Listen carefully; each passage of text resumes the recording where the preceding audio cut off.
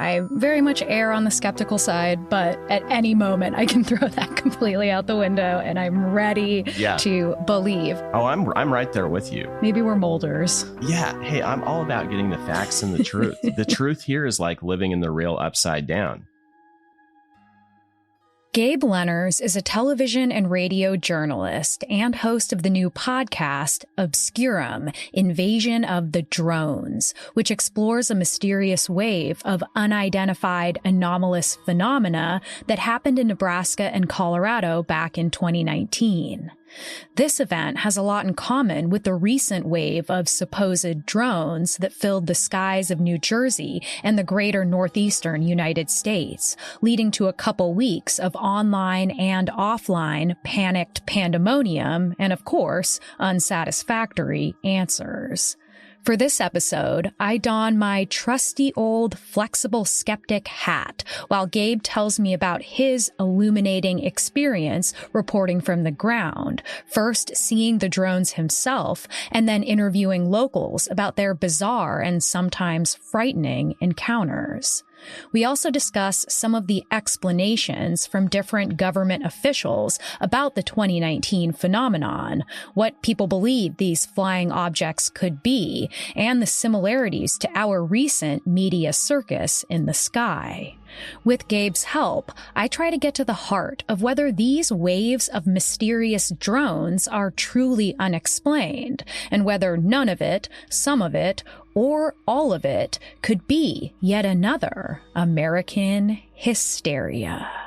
I'm your host, Chelsey Weber-Smith, and this is American Hysteria.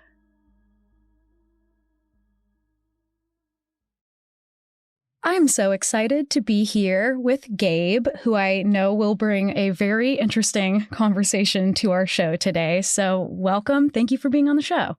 It is so great to be here with you. Thank you. I think that this is a topic that so many people are hungry to talk about, even though it has kind of dissipated from our headlines as quickly as it came. But we have been in the midst of this phenomenon. Others might call it a hysteria. You might call it something in the middle. We'll find out. These drones flying over New Jersey. And that's not exactly what your podcast is about, but it does kind of put us firmly in the moment. And it does kind of connect to our coverage of the Jersey Devil in that so many people were seeing this thing at one moment in time. And it's, I just thought it'd be a fun connection, even if it's quite different than the silly of the New Jersey Devil. But why don't we just start, since your podcast is more about a similar 2019 phenomenon that occurred in Nebraska and Colorado. So why don't you just lead us in with why you got involved in reporting on a story like this and where that took you in the beginning? Yeah. So this is wild how I got involved in this story. So I work in Los Angeles as an on-camera host and producer. I do a lot of work. You may have heard me on Radio Disney back in the day or seen me on Good Morning America or ABC News digital channels. And I'm on a lot of red carpets, but I actually grew up in a small town in Nebraska, 2,000 people. And I went home for the holidays in 2019, and we'd just gotten through Christmas, and it was about to be New Year's Eve. And I'm sitting there with my family, and we get this knock at the front door. And I'm like, who is visiting us at 10 o'clock at night? And it's actually this local sheriff who I grew up with. And he's a familiar face because back in the day, I did used to chase storms, and I was a weather fanatic. I love severe weather and covering the science of it.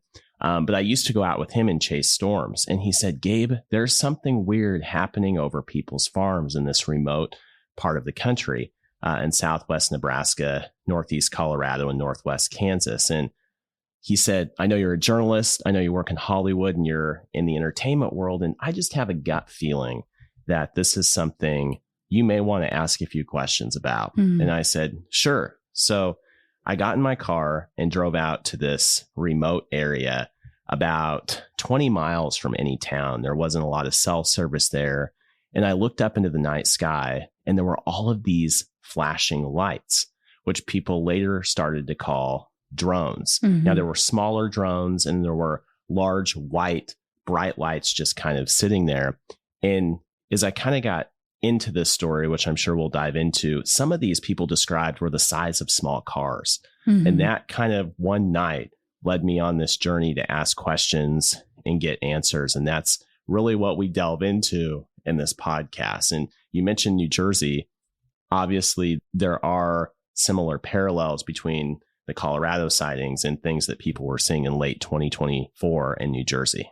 Yeah, I mean, from what I've read about, it's very similar. And I think what's really interesting too is like how the sightings like swelled up in this huge way, like news reports. It was all anyone seemed to be talking about on Reddit. Everyone was posting their own photos. And then it just seemed to kind of fade away as quickly as it came. Was that kind of the same thing that happened in these? Like, how long of a stretch are we talking that people were really experiencing these strange things in the sky? That's a great point you bring up. Let's just talk about the history of these mysterious drone sightings in general. Yeah, let's do it. Across the country. And the 2019-2020 sightings, it's very interesting because they started in December, which the same time the New Jersey sightings began. Ooh, okay. Yeah, right. Lasted through about the middle part of January, even though still to this day, I will say some people in Colorado and Nebraska are seeing them. So you have one main big drone incursion, 2019-2020 in Colorado. Then 2 years ago in 2023, Langley Air Force Base, there were 2 weeks with mysterious drones flying in restricted airspace over Langley. Then 2024, you see all of this hysteria, if you will, start to unravel over New Jersey with all of these sightings there. So we've had multiple years where it seems like we see these large numbers of drones, a lot of times based on my reporting in December through the beginning part of the year. So it's definitely not something new, and it's been happening for a long time. Yeah. And, do you talk about in your podcast, since I have only got to hear a preview of it, do you talk about any of the kind of UFO hysterias, quote unquote? We're going to use that word. But did you talk about any of those in your reporting, like the ones before World War I or World War II? Yeah, that's a great question.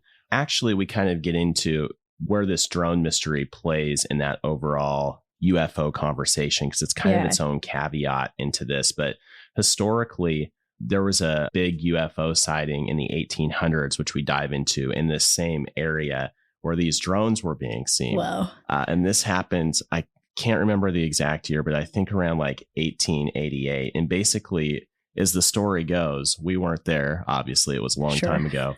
But some ranchers were sitting around a fire and saw this big ball of light kind of just come down towards the earth. And all these local news outlets in the 1800s reported on this. Now, there's a lot of questions of how factual it is or not, but it is looked to as one of the first UFO sightings in modern history. And that happened in this same general location of where these mysterious aircraft, which everyone are calling drones, started popping up. So that conversation has definitely been had there. That's so interesting and strange.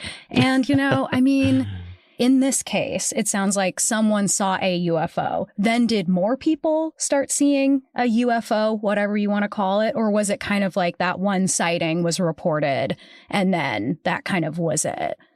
In that case, that was the one sighting, I believe. Okay. But people have seen strange things in that area outside of the drones for a long time. The drones are kind of just the latest caveat. There's been people there who have reported orb-like kind of balls of light in the sky, the drones. And then, other type of aircrafts are not exactly sure what they are.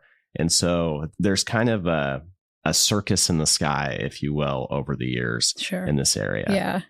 Okay, so let's go back to the 2019 phenomenon. Can you kind of talk about how that played out from start to finish, like what it was like in the media? Maybe we can get into some of the explanations that authorities gave. Let's just get into kind of how that played out.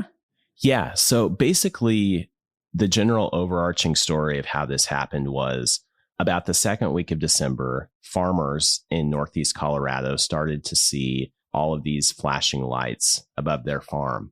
in a lot of different locations. They were seen in Southwest Nebraska, Northeast Colorado, Northwest Kansas. And we're not talking just a couple drones, if you will. People are reporting 40, 50, 60 of these. Like each person is seeing 40, 50, 60? Yeah, okay. Each person is seeing many of them at a time. And everyone's description is a little bit different, but generally it goes like this. There's one kind of solid white light in the sky, and there are these red kind of flashing lights surrounding the solid white light. And in some cases, in the beginnings, when I started talking about this with different people, some of these came very close to people's homes.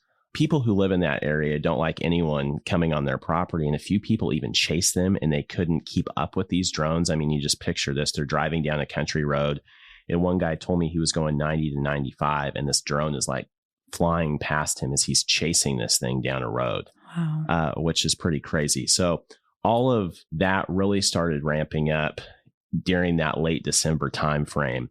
There were a lot of conflicting kind of reports going on with how the information was being captured. But eventually, local law enforcement went on the record and started seeing a lot of these sightings. And then the federal government came in, and the FAA began investigating it. The Colorado Division of Homeland Security and Emergency Management was there. The Air Force was there.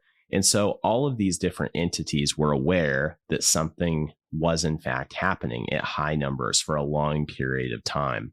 And kind of as we get through the middle part of January of that year in 2020, some of the sightings start to tail off a bit, but we have many more questions than answers with these aircraft and what they were actually doing there and, you know, the why. But that's a general kind of synopsis of how it happened. And as I mentioned earlier, you know, if you look to New Jersey, I mean, we had a huge kind of hubbub of activity around the middle part of December towards the end. And then things have started to kind of trail off a bit. But if you look close enough, people are still seeing things in the sky, and the explanations are not clear as to what they're seeing. And there's a lot of people who are still unhappy with explanations they've been given. And what were some of the explanations that were given in 2019 by some of these official groups like the FBI or the FAA? So the FAA actually went out to investigate some of these sightings, and also the Colorado Division of Homeland Security. And it kind of came back to, there were a lot of reports and maybe some planets, hobbyist drones, stars, nothing to see here type of feeling. I love the idea that it's a star. It's just, they're everywhere. Yeah. The thing is that I can say is, you have all of these people who live in different areas who don't know each other, who I was able to interview. And in the podcast, Obscurum, Invasion of the Drones, I interview well over 30 people, and they all have similar accounts. Right. And so when there's a lot of explanations that come out and people are like, well, there's nothing there, we're not sure what's happening. Was there a definite level of hysteria after some of the sightings? Sure. Did mass hysteria play into it? Definitely. Yeah. I think so at a certain level. But at the same time, you know, the hysteria kicked up, right? Right. It came from something. It came from something that a lot of people who have no reason to tell you otherwise saw and experienced. So the kind of general explanation from officials, we'll put in quotes, were that these things were mainly things you might see in the sky, but not interpret as a drone or whatever you want to call it. Was that kind of the general explanation? Like, everything's fine, just forget about it? Yeah. You know, to that effect, like, people will always jump to conclusions. And as a journalist, I'm always about finding the story, pursuing the truth, trying to figure out what's going on. And people will say, oh, this is a government cover up. It's a cover up. Yeah. After my reporting, I'm not sure a lot of people actually were aware of what was happening there. And so, for lack of a better term, I'm not sure how much information was being withheld, but there was definitely, a lot of people were confused at multiple, levels of government, I think. Interesting. More after this. And now back to the show. So I'm also curious, you were just like boots on the ground, interviewing people. Did it feel like these independent sightings of people from different areas could have been influenced by the media? Or do you feel like these people were like at the beginning of the hysteria, right? Like, so they didn't have the same, they weren't being told a story already that then they might project. Basically, at the beginning, people were seeing strange things in the sky. Mm-hmm. The hysteria element definitely played into it when the news coverage ramped up, from national news coverage briefly to local news coverage, because everyone was out on their porch looking at these so-called drones, right? Yeah. And so a lot of people are looking at things and they're not sure what they're seeing in some cases. Yeah. They know it's not normal, but it's hard when you have, and I've had to remind myself this time and time again, it's hard when you have a cell phone and you have someone who has a cell phone and they point it up to the sky. And a lot of times there are lights, and that light may be one of the most interesting things in that moment that they've ever seen, right? Like that is the craziest thing. And sometimes they're negotiating the meaning of what they're seeing while they're seeing it. That's a good way to put it. Yeah. And so you can't justify what that is in the moment outside of it's a flashing light. Right. But a lot of people didn't really get into that hysteria type of feel. And I do feel, even though I say hysteria, it was definitely rooted in fact on a big scale that kind of spawned the other conversations around that. Right. And hysteria is such a hard word. I know it's the name of our show, but it's quite sweeping, and that's not what I'm trying to do here at all. Okay, so I'm going to tell you a little story, okay? Okay. So I was I was out in Colorado a couple years ago at the Rocky Mountain Folks Festival in Lyons, and I was watching this musician, Josh Ritter, who I really love, and he was playing, huge crowd outside. I look up and I see this string of lights that is so strange, and there's supposed to be a meteor shower that night, so I'm just like, everybody look at this string of lights, like 10 of them, evenly spaced, moving across the sky. And I was just like poking everyone around me, being like, what is that? What is that? And they were like, there's a meteor shower at Chelsey. And I was like, I've seen so many meteor showers and they don't just like hang in the sky and move slowly.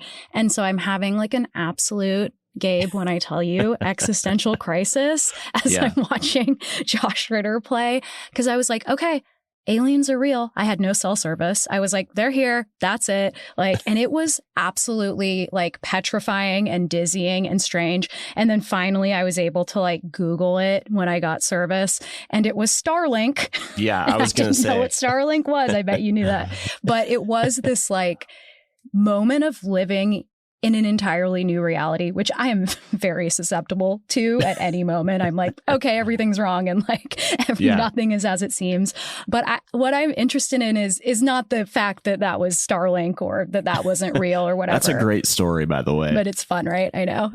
Because a lot of people in the audience were pointing, being like, "What's that?" Yeah. It was a very sweet, weird moment, but the fact that it was so affecting to me, I'm curious what it was like talking to people about how this experience was for them on an emotional level or even a spiritual level. I don't know, because this is some people believe they're UFOs. Some people believed it's some scary government program, so it's these are charged emotional topics. So what was it like talking to people on the ground about this? That right there was something that I learned as I got into this more, about how people interpret the unknown differently and what their belief of the unknown and how it impacts the decisions that they make. And people were, for lack of a better term, very scared, very concerned, because these are people who've lived in the area and had farms for generations. When you look up into the night sky and you see all of this technology and you don't know whose it is, who it belongs to. And with drones or whatever was flying, everyone calls anything in the sky a drone these days. Yeah. Hence invasion of the drones.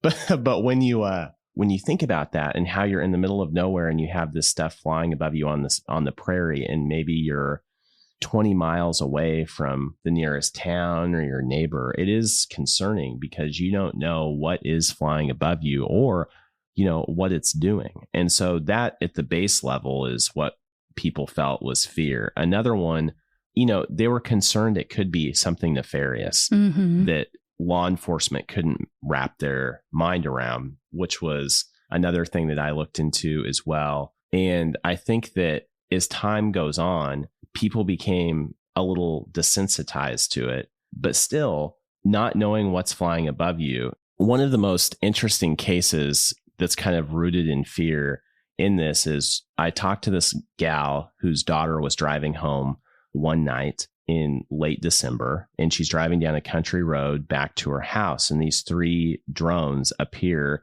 over the top of her car, and they're down to the power line level, and it started to mess up with her cell phone reception. And so she didn't really understand how that all worked together until it started impacting her technology. So when you add that extra layer of it could be messing with things at the same time as you don't know what it is, it's very concerning. Yeah. I mean, that's what's so interesting too, is like, I definitely, as you know about our show, I very much err on the skeptical side, but as you've heard, at any moment, I can throw that completely out the window and I'm ready to believe. Oh, I'm right there with you. Yeah. Maybe we're molders. Yeah. I mean, hey, I'm all about getting the facts and the truth, and the truth, I know you the are, truth here is like living in the real upside down. Yeah, I know. And so it's like, I can really dismiss so much of this as quote unquote hysteria, like, you look up at the sky, you decide to start looking up, you're going to see things all the time that you would not have noticed. Like you said, you're going to interpret them differently. But when I start to really question that, because I think a lot of skeptics have said, and a lot that I really trust have kind of written off the entire thing, which is fine. That's not what we're going to do here, because I'm a flexible skeptic. And I think there's a lot of humanness in this story that is more interesting to me than like, is it real? Is it fake? Yeah. Whatever. But what I was going to say is like, once it's like down at power line level, because it's like, I'm thinking, okay, people are seeing a light in the sky. Maybe it's a plane. Maybe it's Starlink. Maybe it's a satellite. If it's like very miles and miles up in the sky, that's a really different thing than actually seeing something that feels the size of a car, that you can tell is the size of a car. And so a lot of people were seeing things that they could actually make out as having a physical form beyond just a light. Yeah, absolutely. And you listened to the first episode, right? Yeah. In that first episode, that was one of I'm just like you. I'm all about finding the facts. I'm skeptical as well about UFOs. And I'm not a UFO unidentified aircraft guy. I'm a journalist who came home and this mystery kind of found me. So cool. And I began asking questions. But in that first episode, and really chronologically in the story, how you will hear it in the podcast is how it played out. I'm basically just, recounting the events as they happened. One of the first people I talked to was this other lady. And she was home one night after her kids' Christmas program, and she pulls up in the driveway and there's an aircraft hovering outside her porch, which is absolutely insane, as she describes, kind of circling her house as if looking in her window. And that right there kind of takes me from, UFO craziness to like, this is very concerning. And this is a really real thing that is happening to these people, and the police come out and investigate it. And it's a whole thing. Yeah. I mean, that is like very scary to think, because it's like it could be a UFO, but it does feel equally scary if it is some sort of, government technology that we're not privy to quite yet. I mean, that's just as scary. Which brings me kind of to the question of, people are seeing things. We don't know what they are. How do people start to interpret what they're seeing on the level of UFO, government tech, conspiracy theories? Like, what were you kind of seeing as the conclusions that just kind of typical normal people were drawing about these things? It kind of ran the gamut of different things that people thought it was.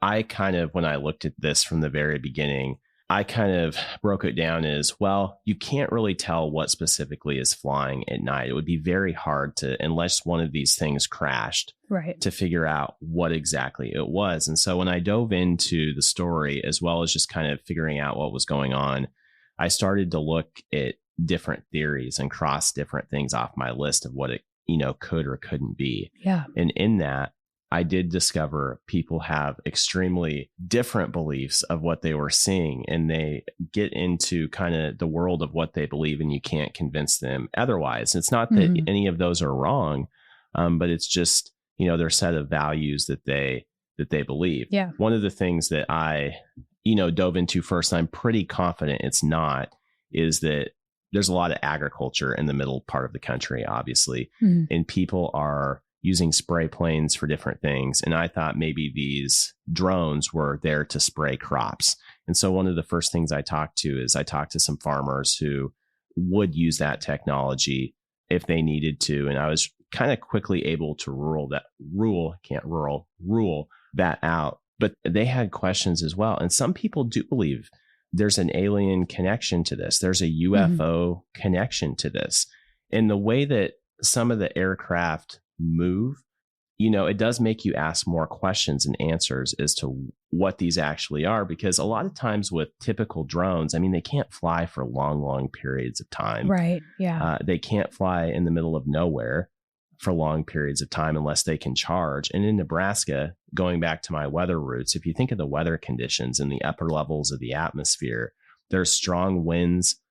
In the winter, it's very cold. Temperatures are around 5 to 10 degrees some nights. And so those batteries are definitely impacted. So whoever is or was, flying these things, there's a lot of money, it would seem, behind them. Yeah. Yeah. And I'm like very ignorant in the drone world. Shocking, I know. I was too until I got into it. So. Yeah. So okay. Yeah. A drone can't fly that far for that long from its like hub or base or whatever, its charging station. But what are we looking at as the possible hobby drones? Because that's a big explanation here. It's like, oh, what you're seeing are these hobby drones. The only hobby drone I've ever seen is like the little one, that everyone knows. Are there hobby drones out there that are as big as a car? Is that a thing? That's a thing to me. It's like, if you see hobby drones, the kind that you just buy, like those DJI drones, if those go up in the sky, you can't really see them anyway. No, they're just little guys. Yeah. They're little. And so when people are flying something bigger and those lights are that sustained, it's like, clearly what people are seeing aren't hobbyist drones. Yeah. Yeah.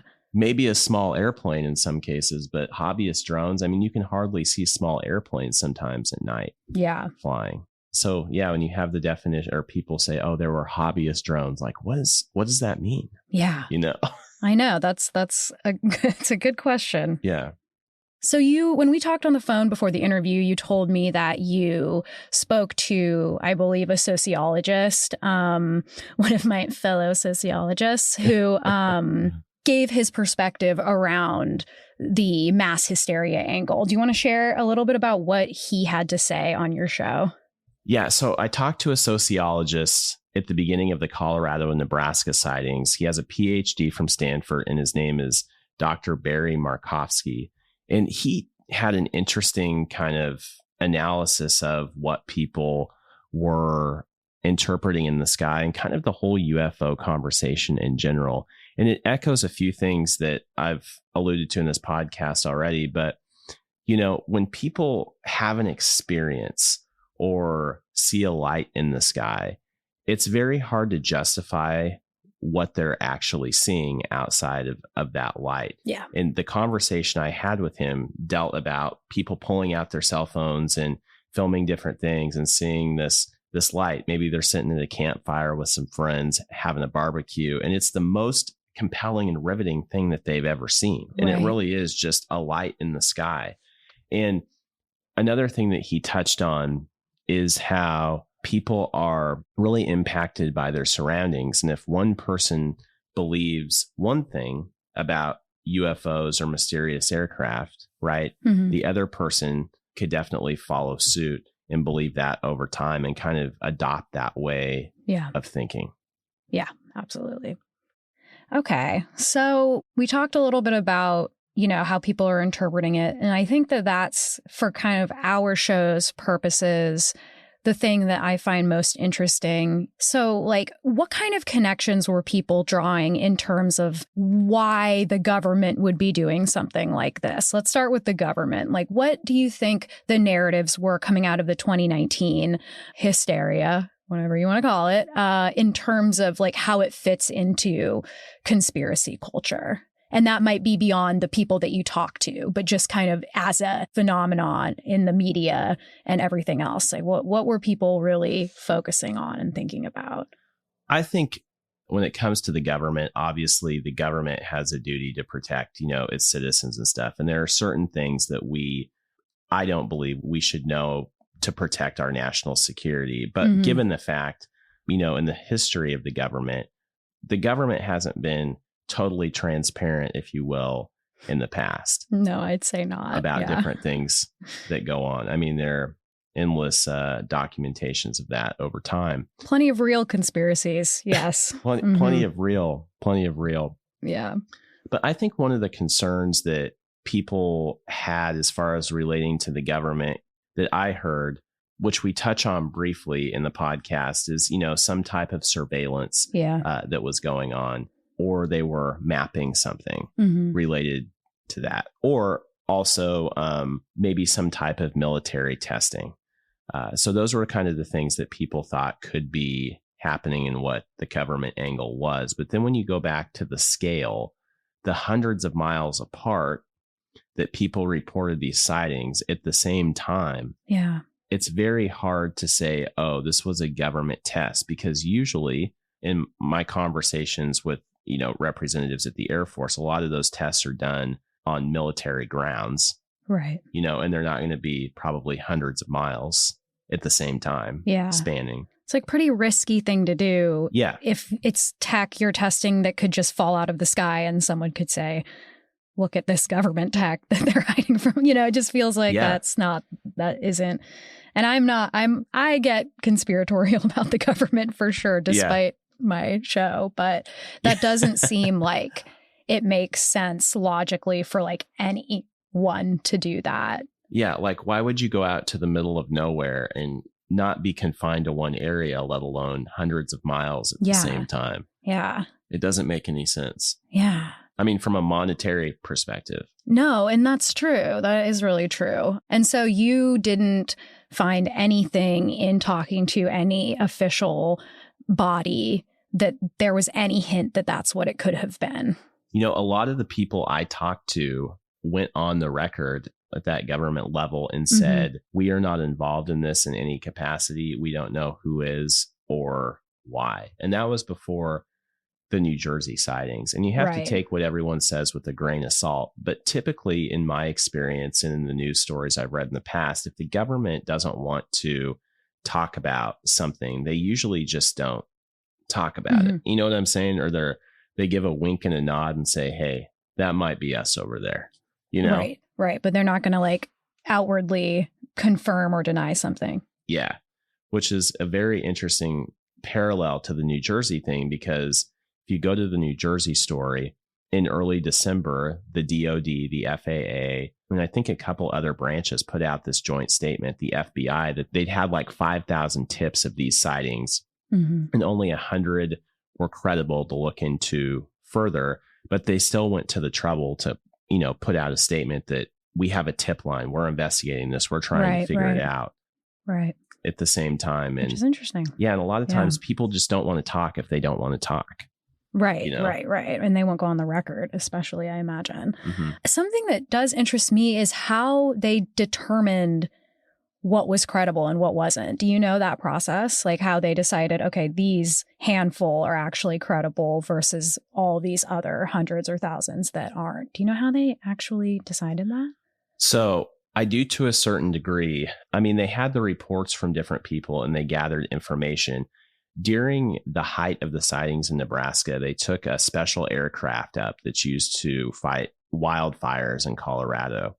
And they were able to fly that over the region where these drones were seen over multiple nights, to my understanding.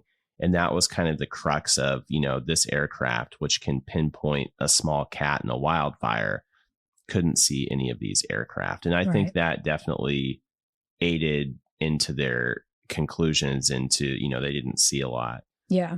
You got to look at it from their perspective too. If you have, someone who lives in a small town and they're good people, they've grown up there for a long time, and they call the sheriff and they're like, "Sheriff, we have this mysterious drone hovering above my house right now." By the time they report it to someone at the federal level, what will they do? Are they going to come out and say, "Oh, that thing's still there. Was it there? Did you get good pictures of it?" It's very hard to collect information, incredible information around topics like this. And then sharing that information, it seems to be like it's hard to communicate that between different branches as well. Right. More after this. And now back to the show. So you, as we've talked about, spoke with, and, heard a lot of experiences from different people. What are some of the most memorable experiences that people had, or people in general who you met on this journey you took? It was a journey for sure. Talking with these people. One of my favorite interviews, which actually takes place in the second episode, is with this lady who lived on this farm in Southwest Nebraska. And she kind of recreates and tells me this story that happened when she was a little girl. And you kind of touched on the history of UFOs in the region. And maybe I should have brought this up earlier to make it come full circle. But she was sitting at home and she saw this craft appear near her childhood house. And she was scared and by herself. And that kind of played into the narrative of where these mysterious drones were being seen as well, and further kind of justifying that strange things have happened in the sky in Nebraska and Colorado before. Are those spots like, people say they're like UFO hotspots in America or wherever. Does that match up with these drone sightings? I know I don't even know what to call them. I wish it's hard when you don't have a visual meeting. Drone sightings. Drone sightings. Is there like, if you laid over the maps, is there an overlap? That's something I need to research more, but I have heard in Colorado, I mean, just to echo your story, which was Starlink, but I have heard a lot of weird things that people have seen in Colorado over the years. And I wouldn't be surprised if it was a hot spot for the unexplained. You got a big sky out there. Lots to see. There's a big sky and a lot to see. So yeah, gosh. I know. And I come from such a family of UFO believers. I mean, not in any like super serious way, but my mom's seen UFO, my dad's seen UFO. I definitely feel that I have seen UFOs, whatever. What's the other better term? UAP. That's the one we're using UAP, now that has a less of a, you don't react to that quite as strongly. Yeah. It's a less loaded term. I mean, I feel like you fall into three buckets, the drone bucket, the UAP bucket, or the UFO bucket. Yeah. The UAP and UFO bucket is slightly different. Yeah. Have you met people on the road or seen a lot of hardcore UFO believers? I know you've kind of mentioned that, but does that feel more like the general consensus of, and not just the people who've seen it, but the larger community of believers in something, that something is happening? Does it feel like there is a lot of UFO content coming out of this, whether it be your 2019 or 2024? Yeah. I mean, I think people who have had experiences that they think are UFO experiences, once again, like I said, I look at the evidence and go towards the facts, but there are a lot of people that think these sightings do have some type of UFO or otherworldly connection, if you will. And they're convinced that some of these drones may take on different shapes or move differently than a regular drone would. We saw some of that reporting in New Jersey when people had kind of strange experiences there with these aircraft. And like I said, regardless of what you believe, you got to look at the characteristics of these things flying for long periods of time over cold areas where there's no cell service. I mean, you can't have something that is normal that you could probably go buy at Walmart, hover for 6 hours or 10 hours, and then fly somewhere else without charging. Yeah, that's true. It's weird. It's really weird. It's weird. Yeah. And I don't know. I mean, there's so much UFO lore and so much history, especially in the United States. Mm-hmm. We're just like, really are the UFO guys. And to bring it back to people interpreting things that, once word got out, once the hysteria was unleashed and people were obviously interpreting planes and stars and planets and those different things as drones. Like, I think of and I don't know if you've reported on this, but I love the story, and we've told it on the show a couple times, but when the first flying saucer was really seen, it was in Washington State in the 40s, and the media misquoted the person who saw the UFO. He had said that it moved like a saucer across water, but they quoted him as saying it was saucer shaped. And then from then on, that is what people see most often, which I think is just such a cool and interesting story and phenomenon, and was really one of the first things that made me want to make American Hysteria, because I was like, wow, that fact that you can have this one almost mistake happen, but that can trigger this entire culture and the way that people see and experience whatever lights in the sky they're seeing. And I fall on the skeptical side of this. I fall on, but in like a very respectful and still very interested way. And it's so hard for me to know how to think about this, because I am, on one hand, a hardcore skeptic. On the other hand, someone who will look up and be like, it's Starlink, it's UFOs, we're dead, it's time, they're here. And so I guess I'm curious about you as a skeptic, like, or not even, I don't want to call you a skeptic, a journalist, a reporter, one who wants to find the truth. Yeah. Do you have like a final thought? Like, where are you landing in this?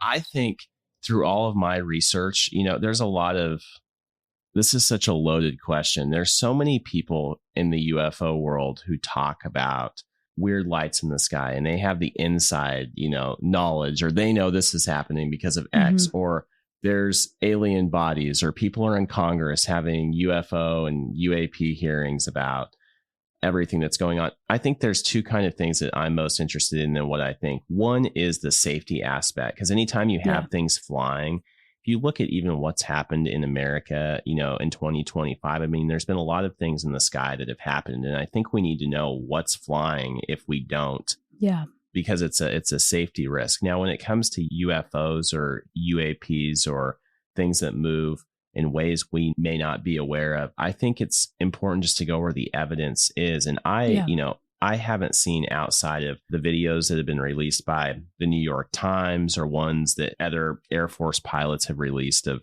these craft moving in different directions that have gone viral. I haven't seen personally any evidence beyond that. So I have an open mind of what it could be, but I want to see more information before I say, oh yeah, it's this or this. But I think, like I echoed before, there really is right now what I would classify as a circus in the sky going on, because you have so many things flying. You have hobbyist drones, you have stars, planets, helicopters, airplanes, you have the mystery drones. You probably have something else which may be trying to figure out what the mystery drones are. And all of this is happening. And then you have people on the ground who are saying, there's stuff flying above me right now. It's like, there's a lot of stuff. And so I think it's important to share your story. And that's one of the reasons I wanted to make this, is I wanted to document what I experienced, because it's just a wild series of events. And I think we can get closer together into answering questions and sharing more information. And so it's really important to tell what you've seen and to share that perspective. Do you feel like you're more interested, at this point in like the human aspect of the story? Like, because that's always something we have someone on our show quite often, Jim Perry of Euphemet, someone you should know if you don't know him, but he has a paranormal show. Oh, cool. And he interviews people who have experiences, and he's totally skeptical, but he's also ready to believe. Again, flexible skeptic is like the word I like to use.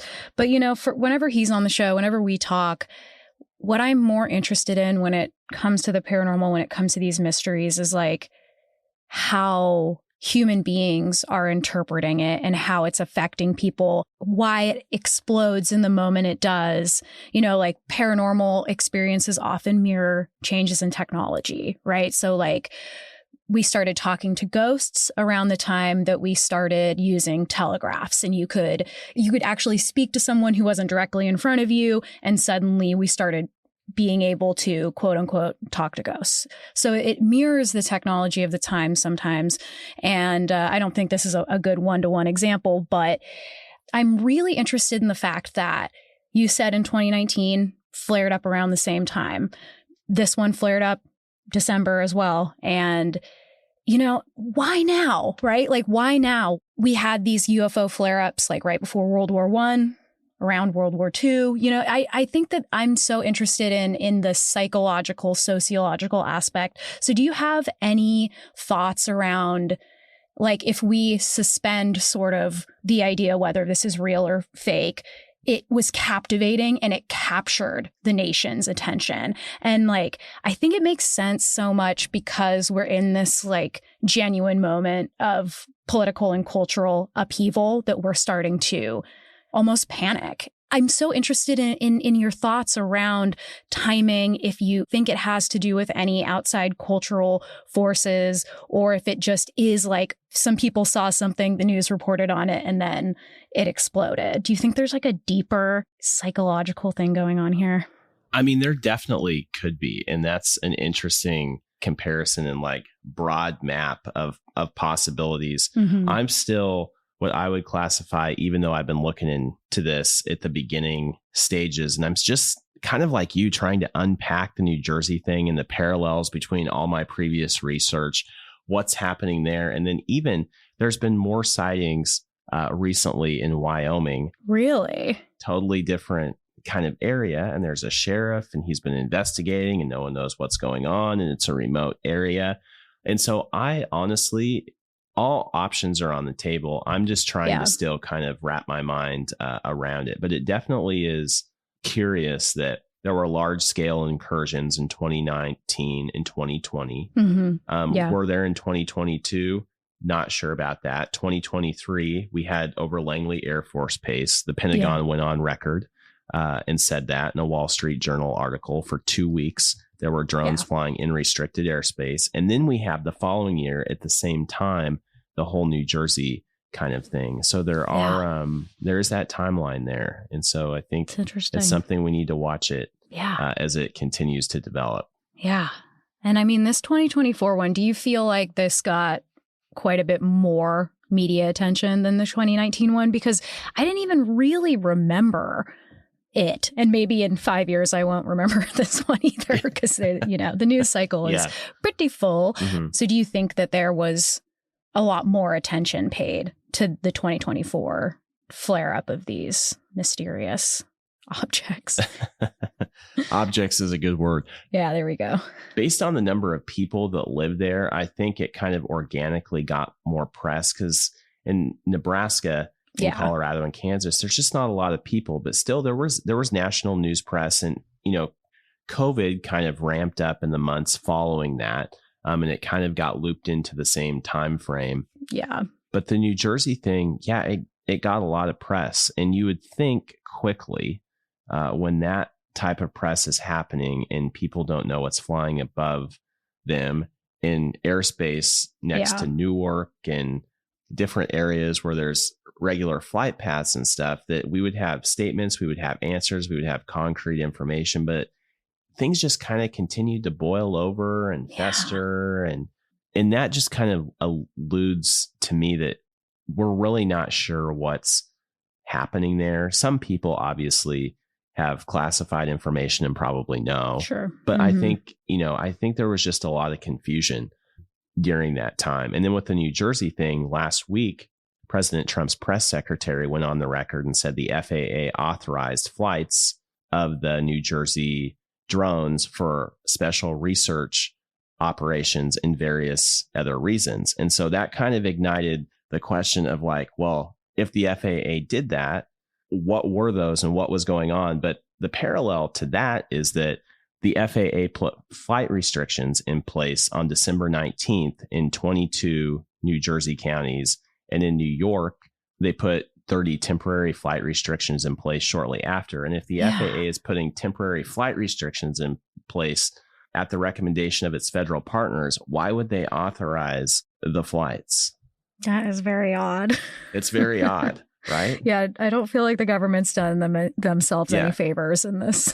And you can't say that, the FAA put those there and they didn't authorize it or did authorize it. You can't connect the two, but it's just curious that they would put temporary flight restrictions in place. Yeah. And then you have the statement saying that the FAA was aware of these flights and authorized them. God, it's all pretty weird, Gabe. It's all pretty weird. Yeah. Yep. Wow. Okay. Well, is there any other thing you'd like to bring up before we go? No. I think, I would just love if you would listen to the story. It's been a journey. It's called Obscurum, Invasion of the Drones. And of course, you can listen on Apple and Spotify, rate, review, leave us a comment. Yeah. And most importantly, if you have a drone story or you're a part of this mystery, because it's evolving, leave that in your review and tell us about it, because I'm going to continue to dig in this, and maybe Chelsey and I can talk about it again as we continue to unravel more information. Hey, I'd love that. I'd love that. Thank you so much for coming on the show, Gabe. And, I guess I never want premature answers, so we may not know exactly what's going on, but I appreciate that you're on the case. And I guess we'll just see what the hell happens going forward. I think that's a good plan. Let's keep talking and I'll make sure to update you. Love it. Okay. Thank you so much. All right. Talk to you soon.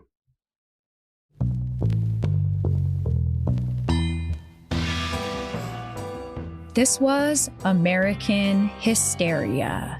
Make sure you subscribe to Obscurum, Invasion of the Drones, wherever you get your podcasts.